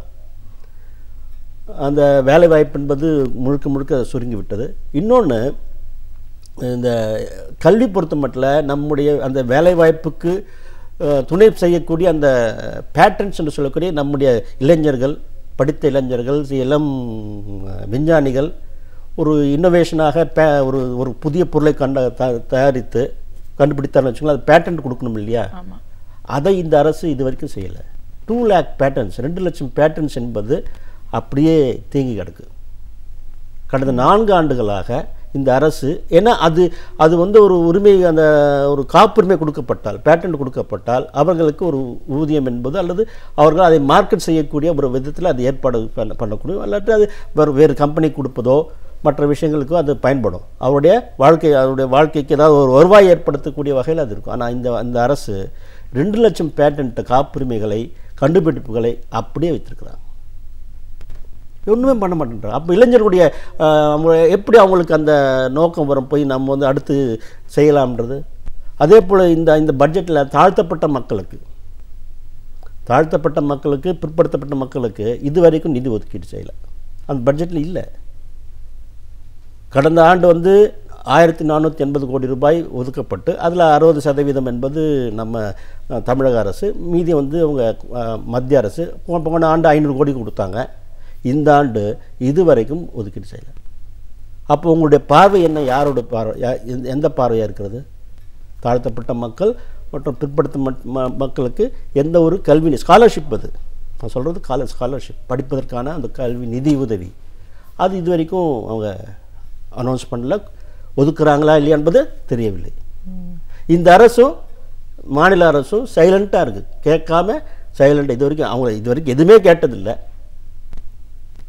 நம்முடைய பழனிசாமி அவர்கள், முதலமைச்சர் என்ன சொல்கிறாரு? பட்ஜெட் என்பது நன்றாக இருக்கிறது, எதிர்காலத்தில் நோக்கி இருக்கிறது. யாருடைய எதிர்காலம் என்பது அவருக்கு தான் வெளிச்சம். நிச்சயமா சார். இப்போ நிதிநிலை அறிக்கை பற்றி நம்ம பேசும்போது கண்டிப்பாக கடந்த காலங்களில் நடந்த சில விஷயங்கள் நம்ம சொல்லி தான் ஆகணும்.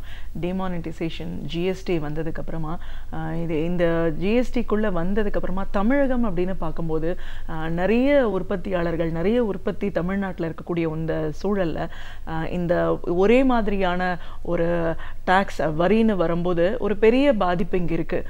அதுக்கான ஒரு அப்ஜெக்ஷன்ஸ் குரல் எடுக்க வேண்டிய ஒரு மாநில அரசாங்கம் அதை பற்றி எந்த ஒரு கவனத்திலையும் எடுக்காத இந்த ஒரு சூழல்ல மத்திய அரசாங்கத்தோட இந்த ஆட்சி காலத்தை பொறுத்த வரைக்கும் தமிழகத்தோட நிலைப்பாடு எப்படி இருக்கு? இதில் நம்ம 2 விதமாக நம்ம பார்க்கணுங்க. ஒன்று வந்து தமிழ்நாட்டை பொறுத்த மட்டும் பட்ஜெட் இந்த தடவை வாசிச்சதுன்னு பார்த்தீங்கன்னா ஹிந்தியில் வாசிச்சிருக்காரு. அது உண்மையிலேயே பெரிய தமிழுக்கு ஏற்பட்ட ஒரு இழக்காக நான் பார்க்குறேன். என்னென்னா, இது நாள் வரைக்கும் ஆங்கிலத்தில் வாசிட்டு நம்முடைய பண்பாடு, நம்ம அது ஆங்கிலேய மொழியாக இருந்தாலும் சரி, நாம் வந்து எல்லாரும் கற்றுக்கொண்ட மொழி, அது பயன்படுத்துகிற மொழி, அதனால் நம்ம ஏற்றுக்கிட்டு இருந்தோம். இப்போது ஹிந்தின்னு வருகிற பொழுது அது வந்து நாங்கள் வந்து அதை ஏற்றுக்கலை. சிஐடி பொறுத்த மட்டும் தமிழில் ஹிந்தியில் வாசித்திருப்பது என்பது உண்மையிலே ஏற்றுக்கலை. இப்போது ஜிஎஸ்டி, பணமதிப்பு நடவடிக்கை, ஒரே வரி என்று வருகிறது. அது ஒரே வரின்னு நீங்கள் சொல்ல முடியாது. அதில் அது பல கட்டங்கள் இருக்கிறது. மற்ற நாடுகளில் பார்த்தீங்கன்னா 2 தான், 1 5 1 7 தான் இருக்கும் மற்ற நாடுகளில். இதில் தான் 5 விதமான 5 7 14 28 என்ற வகையில் இருக்கக்கூடிய இது வந்து ஒரே வரி என்பது அது எப்படி அவர் சொல்கிறாருன்றது நம்ம புரியல. மோடி சொல்வார் ஒரே வரி, ஒரே நாடு, ஒரே மொழி, ஒரே இனம், ஒரே மதம் என்று சொல்லக்கூடிய அந்த வகையில் வரக்கூடிய அந்த விஷயம். சிஐடி பவரில் பார்த்திங்கன்னா ஜிஎஸ்டினால் தமிழகத்தில் பெரும் பாதிப்பு ஏற்பட்டு. ஒன்று, நம்முடைய ஜவுளித்துறை. ஏன்னா தமிழகத்தில் விவசாயத்திற்கு அடுத்து இருக்கக்கூடிய பெரிய தொழில், ஏறத்தாழ ஒரு 50 லட்சம் தொழிலாளர்கள் மறைமுகமாக நேரடியாக பயன்படுத்தக்கூடிய தொழில் அது ஜவுளித்தொழில். ஜவுளித்தொழில் இன்றைக்கு சீரழிந்து கொண்டு வருகிறது, ரொம்ப பாதாளத்தில் போயிட்டுருக்கு. மாறாக மற்ற ஊர்களிலிருந்து இம்போர்ட்ஸ் என்பது அதிகமாகிட்டே இருக்கிறது. மிஷினரி உள்பட இம்போர்ட்ஸ் என்பது அதிகமாகிட்டு இருக்கிறது. பெரும் பாதிப்பு என்பது ஏற்பட்டிருக்கு. பல தெரிஞ்சும் தெரியாமலும் பல ஏறத்தாழ ஒரு 50 லட்சம் தொழிலாளர்கள் நம்முடைய தமிழகத்தை விட்டு வெளியேறக்கூடிய சூழல் என்பது, புலம்பெயர்ந்து ஏற்கனவே வந்தவங்க, இதை நம்பி வந்தவங்க இப்போது வெளியேறக்கூடிய சூழல் என்பது ஏற்பட்டிருக்கிறது. அப்போது இந்த அரசு நமக்கு தேவையான, தமிழகத்து மக்களுக்கு தேவையான நிதியை பெற்றாக வேண்டும். அது பெருமா என்கின்ற ஒரு பெரிய கேள்வி என்பது இந்த அரசின் நம்முடைய தமிழக மக்கள் முன்னால் இருக்கிறது. அது கண்டிப்பாக இந்த அரசு கொஞ்சம் முயற்சி செய்து கேட்டாவது ஏதாவது ஒரு நிதி என்பது நமக்கு இந்த இது வாங்கி, அது மட்டும் இல்லை, இந்த இப்போ பார்த்திங்கன்னா பட்டாசு தொழிலில் க்ரீன் சேனல் அப்படின்னு க்ரீன் ட்ரிபுனல் சொல்லிட்டு அந்த பசுமை தீர்வாய்ப்பும் கொடுத்தாச்சு.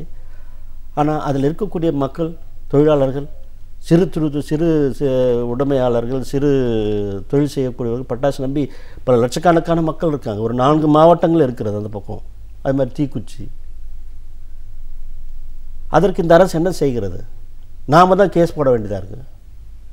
அரசை நம்ம கேட்குறோம், நீங்கள் அந்த கேஸில் நீங்கள் ஜாயின் பண்ணுங்கன்னு சொல்லி கேட்குறோம். நீங்கள் இம்ப்ளீட் ஆகுன்றோம், பார்க்குறோன்னு சொல்கிறாரு. அதே மற்ற மாவட்டங்களில், மற்ற மாநிலங்கள் பார்த்திங்கன்னா அரசு நேரடியாக தலையிடக்கூடிய வாய்ப்பு இல்லைன்னா அதை சைலண்ட் பண்ணிடுறாங்க. அந்த ஆர்டரை சைலண்ட் பண்ணிவிட்டு மற்ற விஷயங்கள் நடத்தக்கூடிய ஏற்பாடுகள் என்பது இருக்கிறது. அது கண்டுகொள்ளாமல், அரசும் கண்டுகொள்ளாமல் இருக்கும், அதிகாரியும் கண்டுகொள்ளாமல் இருப்பாங்க.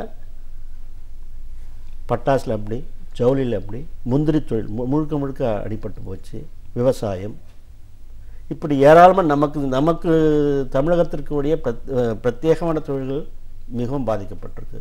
அதற்கு அடுத்து வரக்கூடிய தமிழகத்தில் வரக்கூடிய பட்ஜெட் எப்படி இருக்கும் என்பது நமக்கு இந்த பட்ஜெட் ஒட்டி தான் இருக்கும்னு நாங்கள் நினைக்கிறோம்.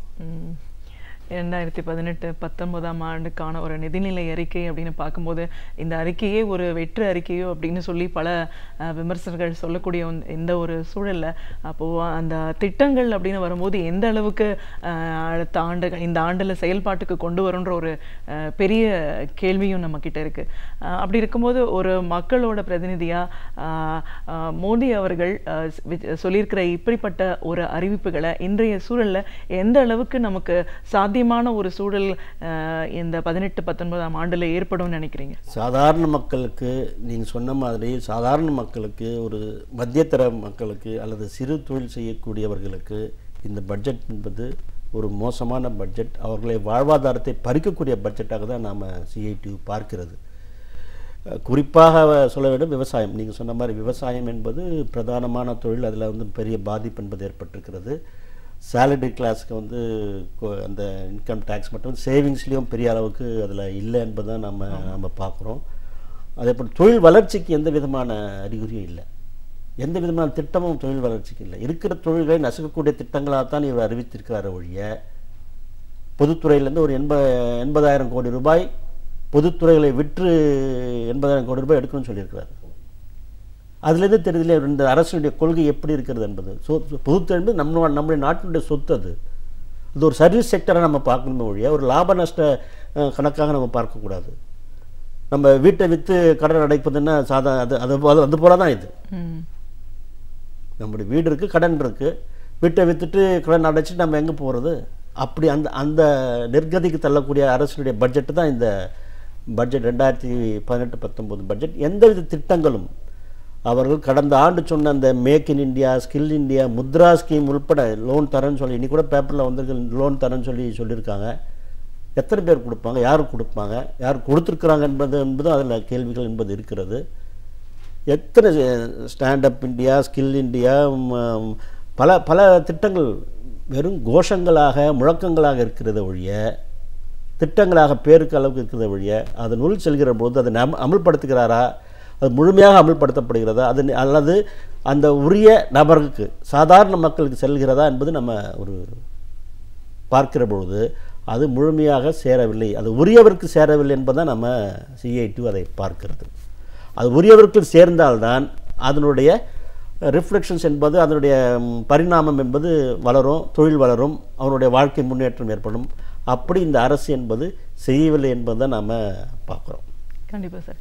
சிஐடியு தொழிற்சங்கத்தின் மாநில செயலாளராக 2018-19 ஆண்டுக்கான நிதிநிலை அறிக்கை வெளியாகிருக்கிற இந்த சூழலில் இது எந்த அளவுக்கு ஒரு ஏமாற்று பட்ஜெட், ஒரு வெற்று அறிக்கை அப்படின்னு இன்னைக்கு பலதரப்பட்ட மக்களும் சொல்கிறத நம்ம பார்த்துட்டு இருக்கிற இந்த சூழலில் மத்திய அரசாங்கம் வளர்ச்சி அப்படின்னு சொல்லக்கூடிய பல விஷயங்கள் உண்மையிலேயே அதற்கான அணுகுமுறை அதில் இருக்கா அப்படின்ற கேள்வி கடந்த காலங்களில் சொன்ன விஷயங்களே அவங்க திருப்பி சொல்கிறதுனால கண்டிப்பாக அதற்கான வாய்ப்பு இல்லை அப்படிங்கிறத இன்னைக்கு நம்ம நினைக்க தோணுது.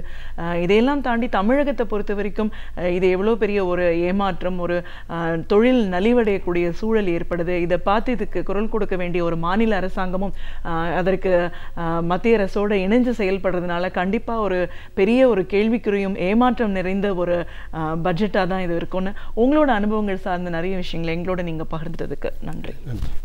வரலாற்று சிறப்புமிக்க தகவல்களை தொடர்ந்து நம் அன்றாட வாழ்வில் அறிந்து கொள்ள வேண்டிய தகவல்கள் வரை நமக்கு அழகு தமிழில் வழங்கி கொண்டிருக்கிறார் பேராசிரியர் சுப வீரபாண்டியன் அவர்கள். இன்று என்ன தகவலை நம்முடன் பகிரப் போகிறார் என்பதை பார்க்கலாம். நம் வீடியோலே வா நிகழ்ச்சியின் அடுத்த பகுதியாக வரவிருப்பது ஒன்றே சொல் நன்றே சொல்.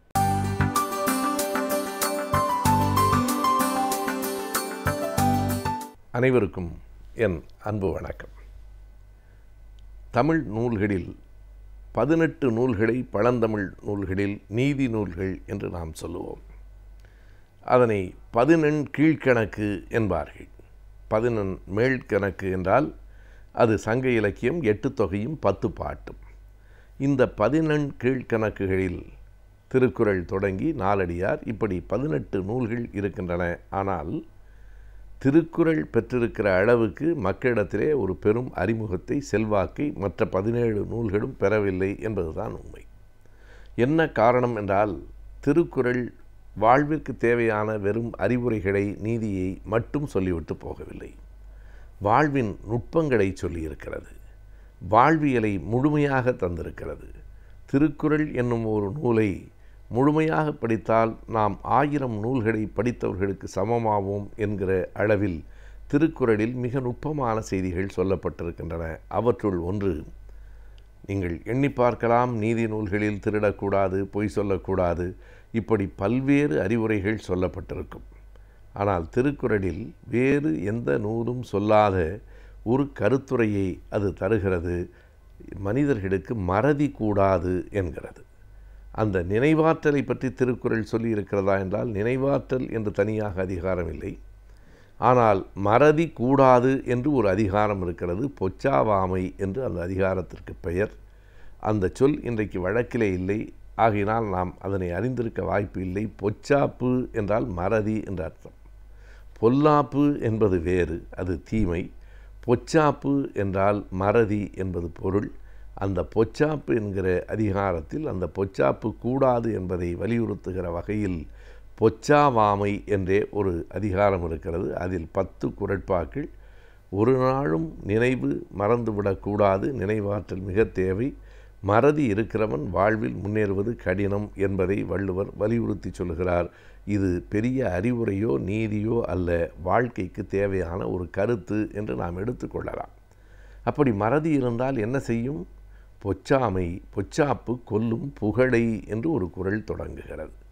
பொச்சாப்பு, மறதி இருக்கிறதே, அது என்ன செய்யும்? உங்களுக்கு வருகிற புகழை அது குலைத்து விடும், சிதைத்து விடும். யாருக்கு நினைவாற்றல் இல்லையோ அல்லது யாருக்கு மறதி கூடுதலாக இருக்கிறதோ அவர்களுக்கு புகழ் வந்து சேராது என்று வள்ளுவர் சொல்லுகிறார். இது புதியதாக இருக்கிறது. மறதிக்கும் புகழுக்கும் அப்படி என்ன தொடர்பு? இன்னொரு எடுத்துக்காட்டையும் அந்த குறளில் அடுத்த வரியில் வள்ளுவர் கூறுகிறார். பொச்சாப்பு கொல்லும் புகழை அறிவினை நிச்ச நிரப்பு கொன்றாங்கு என்று அந்த குறள் முடிகிறது. ஏற்கனவே நடந்துவிட்ட ஒன்றை அவர் ஊமையாக காட்டுகிறார். அறிவினை எது கொல்லும் என்றால் வறுமை கொல்லும். வறுமை உடையவன், வறுமையில் அன்றாடம் வாடுகிறவன் ஒரு நாளும் அறிவாளியாக திகழ முடியாது. காரணம், பசி போனதற்கு பிறகுதான் சிந்தனையே வரும். பசி வந்தால் 10ம் பறந்து போம் என்று மிக அற்புதமாக சொல்லப்பட்டிருக்கிற ஒரு வரி நம்மிடத்திலே இருக்கிறது. அன்னம் ஒடுங்கினால் அஞ்சும் ஒடுங்கும். அஞ்சு என்பது இந்த ஐம்பொறிகளும். அன்னம் ஒடுங்கினால் உணவு இல்லை என்று சொன்னால் மனிதர்களுக்கு இந்த ஐம்பொறியும் வேலை செய்யாது. ஐம்பொறியும் வேலை செய்யாதென்றால் மூளை எப்படி வேலை செய்யும்? மூளை வேலை செய்யவில்லை என்றால் எப்படி ஒருவன் அறிவாளி ஆவான்? யார் ஒருவரும் வயிறு நிரம்பிய பிறகுதான் அறிவு, சிந்தனை என்கிற தளத்துக்கே வருவார்கள். இதனை கவனத்தில் வைத்து கொண்டுதானோ என்னவோ பாரதியார் பாடுகிற போது மிக கவனமாக சொல்லுகிறார், வயிற்றுக்கு சோறிடல் வேண்டும் இங்கு வாழும் மனிதருக்கெல்லாம், அதற்கு பிறகுதான் பயிற்றி பல கல்வி தந்து இந்த பாறை உயர்த்திட வேண்டும். முதலில் வயிற்றுக்கு சோறு போட்டதற்கு பிறகு பாடம் சொல். வயிற்றுக்கே சோறு இல்லை என்றால் பிள்ளைகள் எப்படி படிப்பார்கள்? இதனை கவனத்தில் வைத்து கொண்டோ என்னவோ நீதி கட்சி ஆட்சியில் இருக்கிற போது சென்னையிலே மாநகராட்சி பள்ளியிலே பிள்ளைகளுக்கு மதிய உணவு வழங்கப்பட்டது. அது காமராஜர் காலத்தில் விரிவானது. பிறகு அது எம்ஜிஆர் ஆட்சி காலத்திலும் சத்துணவு திட்டமாயிற்று. கலைஞர் காலத்தில் சத்துணவோடு சேர்த்து முட்டையும் வாழைப்பழமும் வழங்கப்பட்டது. இவை அனைத்துக்கும் எது அடிப்படை என்றால் முதலில் பசி தீர வேண்டும். பசியோடு இருக்கிறவனுக்கு படிப்பு வராது, அறிவு வராது, புத்தி கூர்மை வராது. அதனை வள்ளுவர் சொல்கிறார், அறிவினை நிச்ச நிரப்பு கொன்றாங்கு. ஏற்கனவே கொன்று விட்டதல்லவா? வறுமையில் இருக்கிறவனை அறிவாளியாக ஆக்க விடாமல் நிலைமை ஆகிவிட்டதில்லையா? அதை பார்த்து புரிந்து கொள். எப்படி வறுமை அறிவை கொல்லுமோ அதுபோல மறதி புகழை கொல்லும் என்று 2 செய்திகளை கொண்டு வந்து நிறுத்துகிறார். இதிலே நிச்ச நிரப்பு என்று சொல்லுகிற அந்த தொடர், அதற்கு என்ன விளக்கம் என்று பார்த்தால், திராவிட மொழி ஞாயிறு ஐயா தேவநேய பாவனர் தான் அதற்கு ஒரு விளக்கத்தை தருகிறார். நிரப்பு என்பது வறுமை என்பதற்கான ஒரு சொல். திருக்குறளில் 3 இடங்களில் இந்த நிரப்பு என்கிற சொல் வறுமை என்னும் பொருளை குறிக்கும் வகையில் ஆளப்பட்டிருக்கிறது. ஆனால் நமக்கு வருகிற ஐயம், நிரப்பு என்றால் முழுமையாக்கு என்று பொருள். ஏன் முழுமையாக்கு என்று வறுமையை சொல்ல வேண்டும்? வேறு நிரப்புக்கு வேர் சொல் இருப்பதாக தெரியவில்லை. பாவாணர் தான் சொல்லுவார், தமிழர்களிடத்திலே ஒரு மங்கள வழக்கு என்று ஒன்று உண்டு. தீய சொற்களை சொல்லுவதற்கு கூட அச்சப்படுகிற ஒரு இயல்பு நம் மக்களிடத்தில் இருக்கிறது. இப்போதும் பல வீடுகளில், கிராமங்களில் நீங்கள் பார்க்கலாம், விளக்கை அணைத்து விடு என்று சொல்ல மாட்டார்கள். அதற்கு அச்சப்பட்டு விளக்கை நன்றாக வையுங்கள் என்பார்கள். நன்றாக வையுங்கள் என்றால் விளக்கை அணைத்து விடுங்கள் என்றுதான். அப்படி சொற்களை நாம் பயன்படுத்துவதனாலேயே தீங்கு வந்துவிடும் என்பதில்லை. ஆனால் ஒரு சமூகத்தில் அப்படி ஒரு அச்சம் இருக்கிறது. அதைத்தான் பாவாணர் சொல்லுகிறார், ஒன்றுமே இல்லாமல் போய்விட்ட வறுமையை நிரம்பி இருக்கிற செல்வமாக சொல்லுவது மங்கள வழக்கு. எனவே நிரப்பு என்றால் அது நிரம்பி இருக்கிற இடம்தான். ஆனால் அங்கே நிரப்பு இருக்கிறது என்றால் ஒன்றுமே இல்லை என்று பொருள். அது மங்கள வழக்கு. சரி, அது என்ன நிச்ச நிரப்பு? எப்போதாவது வந்து போகிற வறுமை வேறு, நித்தம் வருகிற வறுமை வேறு. அன்றாடம் இருக்கிற வறுமை ஒருவனை வேறு எது குறித்தும் சிந்திக்க விடாது. எனவே தான் நிச்ச நிரப்பு என்றால் நித்தமும் வருகிற வறுமை என்று பொருள். நித்தமும் அன்றாடமும் ஒருவனோடு வறுமை குடியிருக்குமானால் அவனால் ஒரு நாளும் அறிவு நூல்களை கற்று தேர முடியாது. அவனால் அறிவாளி ஆக முடியாது. அவனுடைய அறிவை இந்த வறுமை கொன்று விடுகிறதே. அதுபோலத்தான் மறதி உடையவனுக்கு புகழை கொன்று விடுகிற நிலை வரும் என்று கூறுகிறார். ஏன் மறதி வந்தால் புகழ் குறைந்து போகும் என நாம் கேட்கலாம். பிறரை நாம் நினைவு வைத்து கொண்டால்தான் பிறரும் நம்மை நினைவு வைத்துக் கொள்வார்கள். அதுதான் உலகத்தினுடைய விதி. எனவே நமக்கு யாரையும் நினைவில்லை. எந்த நிகழ்ச்சிக்கு வருகிறோம் என்று ஒப்புக்கொண்டோமோ அந்த நிகழ்ச்சி நினைவில் இல்லை என்றால் அடுத்த நிகழ்ச்சிக்கு யாரும் உன்னை அழைக்க மாட்டான். ஒரு வேலைக்கு போகிறவனுக்கு நினைவாற்றல் வேண்டும். எப்போது வேலைக்கு போக வேண்டும் என்பதில் மட்டுமல்ல, வேலை என்ன செய்ய வேண்டும் என்று அந்த மறதி இல்லாதவனால்தான் ஒரு வேலையை சரியாக செய்ய முடியும். நேற்று அலுவலகத்தில் வைத்துவிட்டு வந்த கோப்பை இன்றைக்கு எங்கே இருக்கிறது என்று தெரியாமல் அந்த ஃபைல் என்று சொல்லுகிற கோப்பு அதனை தேடிக்கொண்டே ஒருவன் இருந்தால் அவனுக்கு அந்த அலுவலகத்திலே கெட்ட பெயர் தான் வரும். எண்ணி பார்த்தால் ஒவ்வொரு துறையிலும், வீட்டிலும், ஒவ்வொரு நிகழ்விலும் யார் ஒருவன் நினைவோடு இருக்கிறானோ அவனால் தான் சரியாக வேலை செய்ய முடியும். இந்த மறதி உள்ளவர்களுக்கு நேரம் வீணாகி கொண்டே இருக்கும். எந்த ஒன்றையும் தேடுவதிலேயே அவர்களுக்கு நேரம் போகும். அப்படி நேரம் ஆகுமானால் மற்றவர்கள் 1 மணி நேரத்தில் செய்கிற வேலையை நீங்கள் 3 மணி நேரத்தில் செய்தால் ஒரு நாளும் உங்களுக்கு புகழ் வந்து சேராது. இத்தனையையும் வாழ்வியல் நடைமுறைகளை எல்லாம் நெஞ்சத்தில் வைத்துக்கொண்டு வள்ளுவர் 3 சீர்களில் சொல்லுகிறார். பொச்சாப்பு கொல்லும் புகழை. மறதி என்பது உங்கள் புகழை கொன்றுவிடும். எனவே நீங்கள் நினைவாற்றலோடு இருங்கள். அப்போதுதான் புகழ் வரும். வறுமையை வென்றால்தான். எனவேதான் வள்ளுவர் இன்னொரு குறளில் செய்க பொருளை என்கிறார். வெறும் நீதியை சொல்லிவிட்டு போகவில்லை. வாழ்வுக்கு தேவையான பொருளையும் நீங்கள் உருவாக்கி கொள்ளுங்கள். அப்போதுதான் அறிவாளி ஆவீர்கள். நினைவாற்றலோடு இருங்கள், அப்போதுதான் புகழோடு இருப்பீர்கள் என்று நமக்கு வாழ்க்கையை வள்ளுவம் கொஞ்சம் கொஞ்சமாக சொல்லித் தருகிறது. அறிவியல் மற்றும் அறிவியல் சார்ந்த தொழில்நுட்பங்கள் நாளுக்கு நாள் வளர்ச்சி அடைந்து கொண்டே வருகின்றது. எனவே அவற்றை பற்றி நாம் அறிந்திருப்பது மிகவும் அவசியமான ஒன்றாகின்றது. இன்றைய அறிவியல் மற்றும் தொழில்நுட்பம் பகுதியில் அதை பற்றி தெரிந்து கொள்ளலாம். நம் வீடியோலை வா நிகழ்ச்சியின் அடுத்த பகுதியாக வரவிருப்பது ஆலோசனை நேரம்.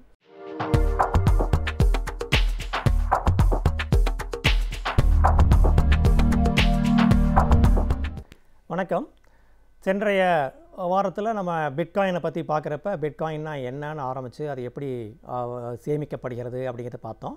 அதனுடைய தொடர்ச்சியாக இன்று வாரமும் அதை பார்ப்போம். இந்த பிட்காயினை நம்ம வச்சுருக்கிறதுக்கு எப்படி நீ வங்கியில் போய் ஒரு கணக்கு பணத்தை போட்டு எடுக்கணும் அப்படின்னா நீங்கள் உங்களுடைய கையெழுத்தோ செக் புக்கோ ஏடிஎம் கார்டு பின் நம்பரோ கொடுத்து தான் பண்ணணும். இல்லை பாஸ்வேர்டு ஆன்லைனில் பண்ணுறதா பாஸ்வேர்டு போட்டு தான் எடுக்கணும் இல்லையா? அதுபோலவே இந்த பிட்காயினை நம்ம டிரான்சாக்ட் பண்ணுறதா இருக்கும் பட்சத்தில் நமக்கு ஒரு private key and public key அப்படின்னு ரெண்டு வேணும். ப்ரைவேட் கீனா எனக்கு மட்டும்தான் தெரிஞ்சிருக்கும். பப்ளிக் கீனா என்னை பற்றிய அது என்னுடைய கீ வந்து ஒரு நெட்வொர்க்கில் பொதுவாக இருக்கும். அதாவது நான் ஒரு பணத்தை பிட்காயினை விற்கிறேன் அப்படின்னா என்னுடைய ப்ரைவேட் கீயை பயன்படுத்தி நான் அதை விற்பேன். அதை வாங்கிக்கிறவங்க அவங்களுடைய ப்ரைவேட் கீயை பயன்படுத்தி என்னுடைய பப்ளிக் கீயையும் பயன்படுத்தி பண்ணணும். ஓப்பன் பண்ணி பார்த்துக்கலாம் அல்லது அதில் பரிவர்த்தனை பண்ணிக்கலாம். இந்த ப்ரைவேட் கீ பப்ளிக் கீ ரெண்டும் சேர்ந்து அந்த நெட்வொர்க்கில் இருக்கும். நான் ஒரு பிட்காயினை விற்கிறேன் அப்படிங்கிறப்ப என்னுடைய ப்ரைவேட் கீயை பயன்படுத்தி நான் விற்கிறேன் அப்படின்னா வாங்குறவங்க அவங்களுடைய ப்ரைவேட் கீயை பயன்படுத்தி என்னுடைய பப்ளிக் கீயை பயன்படுத்தி ஓப்பன் பண்ணி எடுத்துக்கலாம். இந்த நிகழ்வுகள் சரியாக இருக்கா இல்லையான்னு பார்க்குறதுக்கு அந்த நெட்வொர்க்கில் ஒரு வெரிஃபிகேஷன் மெத்தட் இருக்குது. அது சரி பார்க்கப்பட்டு நான் தான் விற்றுருக்கிறேன் அவர் தான் வாங்கியிருக்கிறாருன்னு அப்படின்னு தெரிஞ்சுதுன்னா உடனே அது வந்து என்ன பண்ணோம், ஒரு பிளாக் செயின் அப்படின்னு சொல்லக்கூடிய ஒரு பொது புத்தகத்தில் எழுதப்படும். இது எல்லாமே நடக்கிறது ஒரு நெட்வொர்க்கில் ஒரு சாஃப்ட்வேர் மூலம், மென்பொருள் மூலம். ஸோ நான் விற்கின்ற அந்த பிட்காயின் என்னை பற்றிய தகவல்களை ப்ரைவேட் கீயை வெரிஃபை பண்ணிவிட்டு அந்த பொது புத்தகத்தில் எழுதுறாங்க இல்லையா? எழுதப்பட்ட இந்த பணத்தை யார் விற்றுருக்காங்க யார் வாங்கியிருக்காங்கங்கிறது பேரெல்லாம் தெரியாது, ஒரு ஐடி நம்பர் மட்டும்தான் தெரியும். ஸோ என்னுடைய ஐடி வந்து அதில் மட்டும்தான் இருக்குமே தவிர என்னுடைய பேரோ ஊரோ இடமோ எதுவும் இல்லாதனால கள்ளச்சந்தையிலும் மற்ற வகையான இல்லீகல் டிரான்சாக்ஷனுக்கும் இந்த மணியை ரொம்ப பேர் விரும்புகிறாங்க. அதனால தான் அரசாங்கங்கள் இதை ஏற்றுக்கிறதுக்கு கொஞ்சம் யோசிக்கிறாங்க. இருந்தாலும் இந்த பிட்காயினை சில நாடுகள் அங்கீகரிச்சிருக்கிறேன். உதாரணமாக அமெரிக்கா, இங்கிலாந்து, ஜெர்மனி, கனடா போன்ற நாடுகள்லாம் இந்த பிட்காயினை அங்கீகரிச்சிருக்காங்க. சில பெரிய நிறுவனங்கள்லாம் பணத்தை வாங்கிறதுக்கு இந்த பிட்காயினை பயன்படுத்திக்கிறாங்க. ஆனால் சில நாடுகள், குறிப்பாக ஒரு 3 நாடுகள், பங்களாதேஷ், பொவிலியா, அப்புறம் ஈக்குவேடார் அப்படிங்கிற நாடெல்லாம் வந்து இதை வந்து தடை செஞ்சுருக்காங்க. இந்தியாவில் என்ன பண்ணுறாங்கன்னு கேட்டிங்கன்னா இன்னும் ரிசர்வ் பேங்க் ஆஃப் இந்தியா அதை தடையும் செய்யலை, அங்கீகரிக்கவும் செய்யலை. மக்களுடைய கருத்துக்களை கேட்டிருந்தாங்க. அதன் பேரில் இப்போ சமீபத்தில் ரிசர்வ் பேங்க் ஆஃப் இந்தியாவிலேருந்து ஒரு சுற்றறிக்கை வந்திருக்கு, ஒரு எச்சரிக்கை வந்திருக்கு. இதில் பயன்படுத்தாதீங்க, இதில் வந்து இன்வெஸ்ட் பண்ணுறதுங்கிறது ரொம்ப ரிஸ்கானது, ஜாக்கிரதையாக இருக்கணும் அப்படிங்கிறத ஒரு எச்சரிக்கை கொடுத்துருக்காங்க. இப்படி எச்சரிக்கை கொடுத்தாலும் இந்தியாவில் அந்த கரன்சிகள்லாம் வந்து புழக்கத்தில் இல்லையான்னா இருக்குது, நமக்கு தெரியல. எப்படி நீங்கள் உங்களுடைய ஸ்டாக்கை விற்கிறதுக்கு Bombay stock exchange, national stock எக்ஸ்சேஞ்சில் போய் பண்ணுறோமோ அதே போல் இந்த பிட்காயினை வாங்கிறதுக்கு விற்கிறதுக்கு பரிமாற்றம் செய்கிறதுக்கு ஒரு வகையான எக்ஸ்சேஞ்சுகள் இருக்குது. இந்தியாவில் 15 எக்ஸ்சேஞ்ச் இருக்குது. அது மாதிரி ஆச்சரியமாக இருக்கல. ஜிப்பே, காயின் செக்யூர், அப்புறம் bit Exo, bit CX India போன்ற எக்ஸ்சேஞ்செல்லாம் இருக்குது. இந்த எக்ஸ்சேஞ்சில் இந்த கரன்சியை கொடுத்து வாங்கலாம். ஆனால் இது வந்து அங்கீகரிக்கப்பட்ட ஒரு வியாபாரமாக கருதப்படலாலும் கூட உலக அளவில் இந்தியாவில் 3வது இடமா இருக்குது இந்தியா இந்த பிட்காயின் உடைய வரவு செலவில். 1வது இருக்குது அமெரிக்கா, 2வது சைனா, 3வது இந்தியா. ஆக அது லீகலான்னு சொல்லப்படுவதற்கு முன்னாலேயே இந்திய மக்கள் இந்த கரன்சியில் பிட்காயினில் இன்வெஸ்ட் பண்ண ஆரம்பிச்சிருக்காங்க.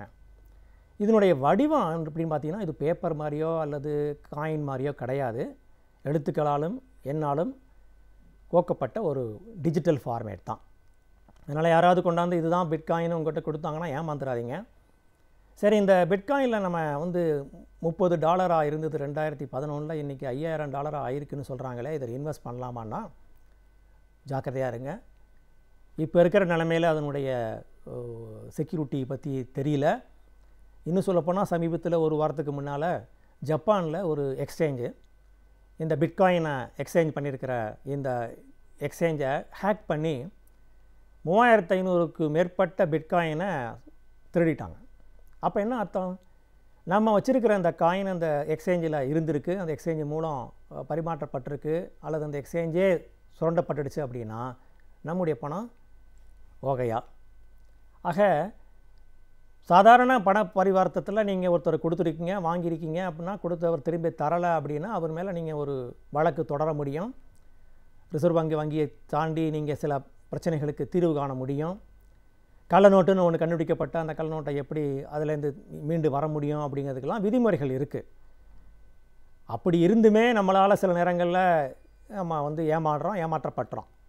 ஆனால் இந்த பிட்காயின் பரிவர்த்தனையில் எந்த விதமான மத்தியஸ்தர கட்டுப்பாடுகளும் இல்லாதப்ப அது எப்படி உங்களுக்கு உத்தரவாதம் அளிக்கும்?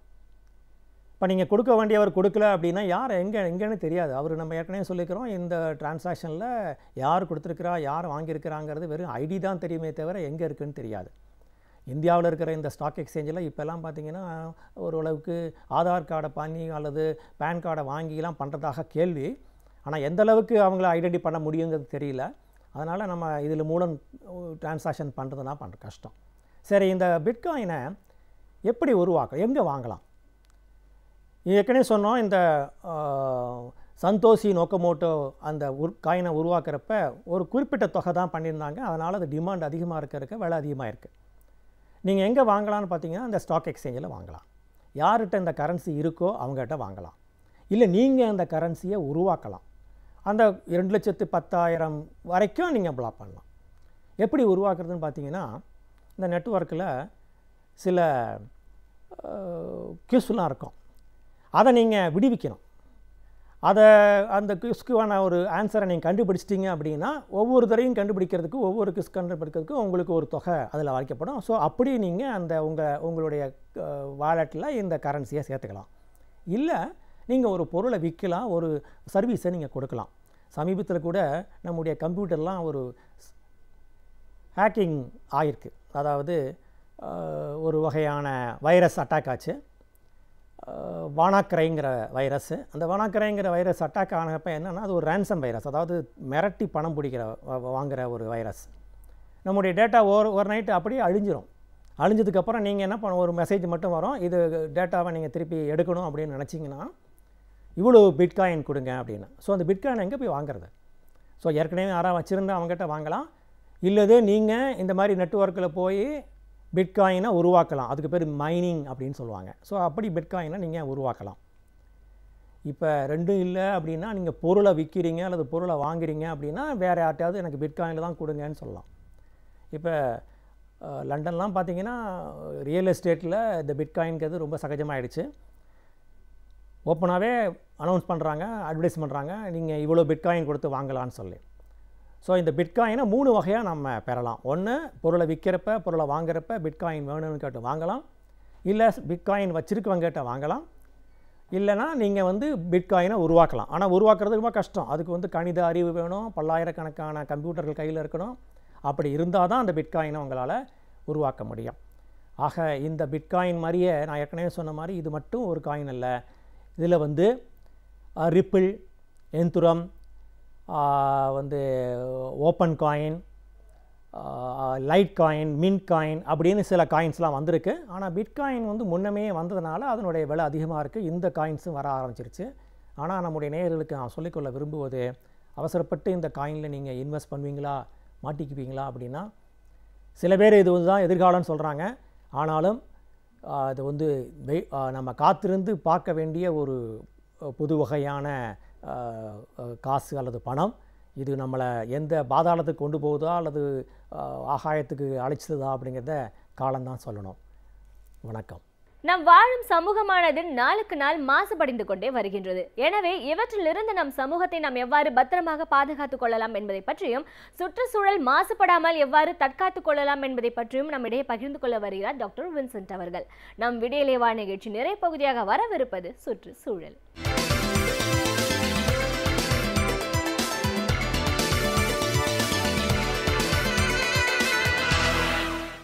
கடந்த வாரம், அதாவது பிப்ரவரி 2ஆம் தேதி, சுற்றுச்சூழல் பாதுகாப்பின் ஒரு முக்கிய தினமாக அது குறிக்கப்பட்டிருக்கிறது. அது என்ன என்று பார்க்கிற பொழுது தி வேர்ல்ட் வெட்லாண்ட்ஸ் டே என்று சொல்லப்படுகிற, அதாவது உலக சதுப்பு நிலக்காடுகளினுடைய தினம். பொதுவாகவே நம்முடைய நகர அமைப்பை வைத்து பார்க்கிற பொழுது ஒவ்வொரு வளர்ச்சியுமே இயற்கையை அழித்து ஒழித்து அதில் உருவாக்கிய வளர்ச்சி தான் அர்பனைசேஷன் என்று சொல்லப்படுகிற நகரமயமாக்கல். இருந்தால் கூட அந்த இயற்கையில் சில நேரங்களில் நமக்கு கொடுக்கப்பட்டிருக்கிற கொடையாக இருக்கக்கூடிய சில விஷயங்கள் தான் சதுப்பு நிலக்காடுகள் என்று சொல்லப்படுவது. இந்த சதுப்பு நிலக்காடுகள் என்று எதை நாம் குறிப்பிடுகிறோம் என்று சொன்னால், ஒரு இடத்தை இயற்கையோடு தோற்றத்தோடு அமைந்திருக்கிற அந்த இடம், அது 100 ஏக்கராக இருக்கலாம் அல்லது 500 ஏக்கராக இருக்கலாம். அத்தகைய இடம் என்பது ஒரு நகரத்தில் அமைந்திருக்கிறது என்றால் அது சதுப்பு நிலக்காடுகள் என்று சொல்லப்படுவதற்கே காரணம் என்று கேட்டால் அந்த நிலத்தினுடைய அந்த இடத்தினுடைய தன்மையை பொறுத்து. ஏனென்றால் அப்படிப்பட்ட இடத்தில் எப்பொழுதுமே தண்ணீர் தேங்கிக் கொண்டு இருக்கின்ற ஒரு சூழலில் அந்த தண்ணீர் தேக்கத்தினுடைய காரணமாக உருவாகிற அந்த செடிகள், கொடிகள், விலங்குகள், இன்னும் சொல்ல வேண்டுமென்றால் பல உயிரிகளை உள்ளடக்கிய ஒரு உன்னத பொக்கிஷமாக இருக்கக்கூடிய இடம்தான் வெட்லேண்ட் என்று சொல்லப்படுகிற சதுப்பு நிலக்காடுகள். இந்த சதுப்பு நிலக்காடுகளை பற்றி ஒரு சில முறை நான் உங்களோடு சில கருத்துக்களை பகிர்ந்திருக்கிறேன். ஆனால் இந்த தினத்தை அடிப்படையாக வைத்து இன்றைக்கு உலக ஐக்கிய நாடுகள் நமக்கு சொல்லிக் கொடுக்கிற பாடங்கள் என்ன, நாம் தெரிந்து கொள்ள வேண்டிய விஷயங்கள் என்ன என்பதைத்தான் உங்களோடு நான் பகிர்ந்து கொள்ள விரும்புகிறேன். இந்தியாவை பொறுத்தளவில் கிட்டத்தட்ட 143 சதுப்பு நிலக்காடுகள் இருக்கிறது. இந்த 143 சதுப்பு நிலக்காடுகள் நம்முடைய நகரங்களை அலங்கரித்து கொண்டிருக்கிறது என்று சொன்னால் அது மிகையாகாது. ஏனென்றால் ஒரு நகரத்திற்கு வேண்கிற நீரை கொடுக்கக்கூடிய ஒரு அட்சய பாத்திரமாக அது இருக்கிறது. இன்னும் சொல்ல வேண்டுமென்றால் நகரத்தில் இருந்து வெளியேறுகிற ஒரு அசுத்தமான நீர்நிலைகளை கூட சுத்திகரிக்கிற தன்மையோடு இருக்கக்கூடிய ஒரு பெரும் பங்கை, சேவையை அது ஆற்றிக்கொண்டிருக்கிறது. மூன்றாவது, நீர்நிலைகளில் உருவாகியிருக்கின்ற அந்த மாசுக்களை தடுத்து அவற்றை சுத்திகரித்து நம்முடைய நிலத்தடி நீரை அதிகப்படுத்துகிற ஒரு முயற்சியில் அது நமக்கு உறுதுணையாக இருக்கிறது. இந்த சதுப்பு நிலக்காடுகளை அடிப்படையாக வைத்துதான் இன்னும் சொல்ல வேண்டுமென்றால் நம்முடைய நகரத்தில் உள்ள நிலத்தடி நீரை அதிகரிக்கின்ற ஒரு வாய்ப்பை, ஒரு சூழலை அது நமக்கு உருவாக்கி தந்து கொண்டிருக்கிறது என்பதை வைத்து பார்க்கிற பொழுது இத்தகைய இயற்கையான அந்த சூழல் நகரத்தில் அதிகரிக்க வேண்டுமே ஒழிய அது குறைந்து விடக்கூடாது என்பதுதான் இன்றைக்கு இந்த தினத்தில் நாம் தெரிந்து கொள்ள வேண்டிய விஷயம். ஆனால் சென்னையில் எடுத்துக்கொண்டால் கூட பள்ளிக்கரணை போன்ற இடங்கள் ஒரு காலத்தில் பல 100 ஏக்கர் கொண்ட ஒரு சதுப்பு நிலமாகத்தான் இருந்தது. ஆனால் இன்றைக்கு ஏற்பட்டிருக்க வளர்ச்சிகள் சதுப்பு நில காடுகளவே ஒழித்து விடுமோ என்ற ஒரு அச்சத்திற்கு நம்மளை தள்ளி சென்றிருக்கிறது என்பதையெல்லாம் வைத்து பார்க்கிற பொழுது இயற்கை நமக்கு கொடையாக தருகிற எத்தகைய விஷயங்களையும் நம்முடைய பயனுக்காக வேண்டி அதை காப்பாற்றிக் கொள்ள வேண்டும் என்பதை இந்த நாள் நமக்கு நினைவூட்டுகிறது. ஏனென்றால் நமக்கு உதவியாக இருக்கக்கூடிய ஒரு வசதியை மாற்றிவிட்டு நமக்கு தேவையற்ற ஒரு வசதியை உருவாக்கி கொள்கிற ஒரு காரணமாக நிரந்தரமாக நமக்கு கிடைக்க வேண்டிய அந்த பயன், எதுவும் இயற்கையிலிருந்து வரக்கூடிய அந்த கொடை நமக்கு இல்லாமல் போய்விடும் என்பதை சுட்டி காட்டுவதற்காகத்தான் இந்த சதுப்பு நிலக்காடுகளை பற்றி புரிதலை மக்களுக்கு ஏற்படுத்துவதற்காக கிட்டத்தட்ட 163 நாடுகள் இணைந்து இந்த தினத்தை சிறப்பாக கொண்டாடுவதற்கு மக்களை கேட்டுக்கொள்கிறது. ஆனால் தான் இனிமேல் நமக்கு வழங்கப்பட்டிருக்கிற இந்த இயற்கையாக இருக்கக்கூடிய கொடையை, வசதியை நாம் எப்பொழுதுமே பாதுகாக்க வேண்டிய ஒரு கடமையில் நம்மளை செலுத்தி கொள்ள வேண்டும் என்பதற்காகத்தான் இந்த நாட்கள் நமக்கு குறிப்பிடப்பட்டிருக்கிறது. இன்னும் சொல்ல வேண்டுமென்றால் இந்த சதுப்பு நில காடுகளை பற்றிய ஒரு விஞ்ஞானபூர்வமான புரிதல்கள் எந்த அளவிற்கு இருக்குது என்று அவர்கள் ஒப்பிடுகிறார்கள் என்றால், அறிவியல் அறிஞர்கள் இந்த சதுப்பு நில காடுகள் எப்படி மனிதனுக்கு சிறுநீரகங்கள் எவ்வளவு முக்கியமோ அதுபோன்றுதான் இந்த சதுப்பு நில காடுகள் ஒரு நகரத்தின் சிறுநீரகங்களாக இருக்கிறது. ஏன் அதை சிறுநீரகத்தோடு கம்பேர் செய்கிறார்கள், அந்த ஒப்பிடுகிறார்கள் என்று பார்க்கிற பொழுது, எப்படி மனிதனுடைய உடலில் சேருகிற அசுத்தத்தை களையக்கூடியதாக சிறுநீரகங்கள் இருக்கிறதோ அதுபோன்றுதான் ஒரு நகரத்தில் ஏற்படுகிற அசுத்தத்தை, அசுத்தமான நீரை சுத்திகரிக்கிற ஒரு பயன்பாட்டை இந்த சதுப்பு நில காடுகள் செய்து கொண்டிருக்கிறது என்பதுதான். இன்னும் சொல்ல வேண்டுமென்றால் இதற்கு இன்னொரு பெயரும் குறிப்பிடுகிறார்கள். என்னவென்று கேட்டால் பல்லுயிர் தன்மை என்று சொல்கிறோம். இந்த பல்லுயிர் தன்மை, இந்த பயோடைவர்ஸ் என்று சொல்கிறோமே, எங்கெங்கு அதிகமான பயோடைவர்சிட்டி அல்ல பல்முகைத்தன்மை இருக்கிறதோ அங்கெல்லாம் அந்த சுற்றுச்சூழல் எப்பொழுதுமே சிறப்பாக இருக்கும் என்று குறிப்பிடுகிறார்கள். அது பறவைகள் மூலமாக இருக்கலாம், அல்லது அங்கே வளருகிற செடிகள் கொடிகளாக இருக்கலாம், இல்லை அங்கே வந்து செல்கிற விலங்குகளாக இருக்கலாம், மீன்களாக இருக்கலாம்.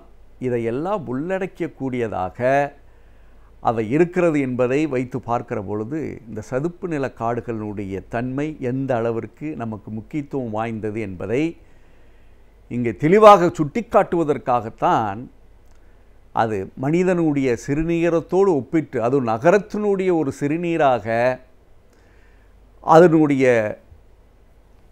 இடம் இருக்கிறது, அமைந்திருக்கிறது என்று வைத்து பார்க்கிற பொழுது அந்த பயன்பாட்டை, சிறுநீரகத்தினுடைய அந்த பயன்பாட்டை எந்த அளவிற்கு இது செய்து கொண்டிருக்கிறது என்பதை வைத்தே நம்ம புரிந்து கொள்ளலாம்.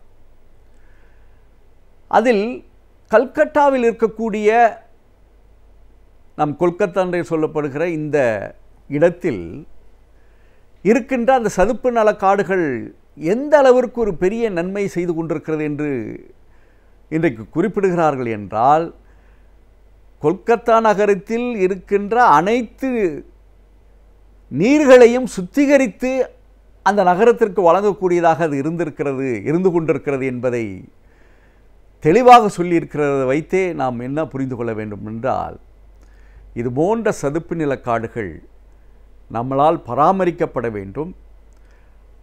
அதோடு நம்முடைய நீருக்கு ஆதாரம், நீர் என்பது நம்முடைய வாழ்க்கைக்கு ஆதாரம். ஆனால் சதுப்பு நில காடுகள் அந்த ஆதாரத்திற்கு ஆதாரமாக இருக்கிறது என்று தான் இன்றைக்கு குறிப்பிடுகிறார்கள். ஆனால் தான் கொல்கத்தாவில் இருக்கிற, அதுவும் பூஜ்ஜி என்று சொல்லப்படுகிற ஒரு இடத்தில் இருக்கிற அந்த சதுப்பு நில காடுகள் இன்றைக்கு உலகம் முழுவதுமே ஒரு முன்மாதிரியாக இருந்து கொண்டிருக்கிறது. ஏனென்றால் ஏற்கனவே கொல்கத்தா நகரம் குப்பைகளால் கூட அதிகமாக பாதிப்புக்குள்ளாக இருக்கிறது. ஆனால் அதையும் தாண்டி இன்றைக்கு அந்த கொல்கத்தாவில் இருக்கிற பூஜி நகரத்தில் இருக்கிற அந்த சதுப்பு நிலக்காடுகள் அந்த மக்களுக்கு வேண்கிற நீரை வழங்கக்கூடிய அட்சய பாத்திரமாக அது உருவாகி இருக்கிறது. அதுவும் எதிலிருந்து என்றால் அசுத்தப்பட்ட அந்த நீரை சுத்திகரித்து கொடுக்கக்கூடியதாக அது மாறி இருக்கிறது என்பதை நினைத்து பார்க்கிற பொழுது நாம் இந்த வசதியை ஏற்படுத்த வேண்டுமென்றால் பல ஆயிரம் கோடிகளை நாம் செலவழிக்க வேண்டும். ஆனால் இயற்கையோடு அமைந்து அந்த அழகான பணியை செய்து கொண்டு வருகிற அந்ததை காப்பாற்ற வேண்டிய கடமை நமக்கு இருக்கிறது என்பதை சுட்டிக்காட்டுவதற்காகத்தான் இந்த தினம் இருக்கிறது. ஆனால் நகரத்தில் உள்ள அனைத்து மக்களுமே அவர்கள் இடத்தில் இருக்கிற சதுப்பு நில காடுகளை காப்பாற்றுகிற பாதுகாவலராக இருக்கிற பொழுது நமக்கு ஆதாரமாக இருக்கக்கூடிய உயிர் தரக்கூடிய அந்த நீர்நிலைகளும் நீரும் நமக்கு எப்பொழுதுமே கிடைக்கப்பெறக்கூடியதாக அமைய வாய்ப்பு இருக்கிறது.